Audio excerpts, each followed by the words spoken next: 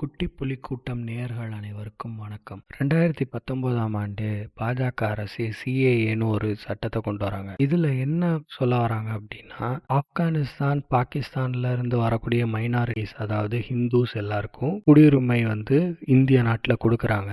ஆனா அங்க இருந்து முஸ்லிம்ஸ்க்கு கொடுக்க மாட்டாங்கன்றதுதான் அவங்க கொண்டு வந்திருக்க சட்டம். இதுல பல முஸ்லிம்ஸ் இந்தியால இருக்கவங்க பாதிக்கப்பட போறாங்க. ஸோ இதற்காக அப்ப பல போராட்டங்களை முன்னிறுத்தி இந்த சட்டத்தை வாபஸ் வாங்க வச்சாங்க.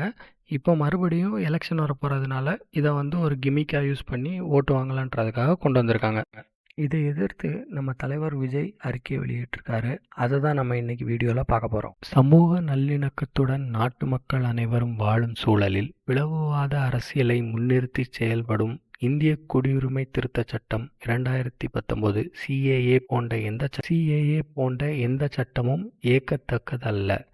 தமிழ்நாட்டில் இச்சட்டத்தை நடைமுறைப்படுத்த மாட்டோம் என்று ஆட்சியாளர்கள் உறுதியளிக்க வேண்டும். அன்புடன் விஜய். விஜயோட முதல் அரசியல் மூவே ஒரு பெரிய விஷயமா பார்க்கப்படுது. ஒரு பெரிய சிக்ஸர் அடிச்சிருக்காருன்னு தான் சொல்லலாம். திமுக என்னன்னா, அதிமுக தான் இந்த 2019 இந்த சட்டத்தை வர விட்டதுக்கான காரணம்னு சொல்லி ட்விட் போட்டுட்டு இருக்கிற நிலைமையில நம்ம ஒன்றிணைஞ்சு இருந்து பாசிச பாஜக ஆட்சியை எதிர்க்கணுன்றது தான் விஜயோட கருத்தா இங்கே இருக்கு.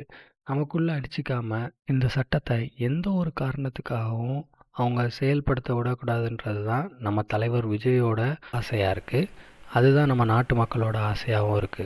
எப்பாடுபட்டாவது எப்பேற்பட்ட போராட்டம் வந்தாலும் நம்ம இந்த சட்டத்தை நிறைவேற்ற விடக்கூடாது.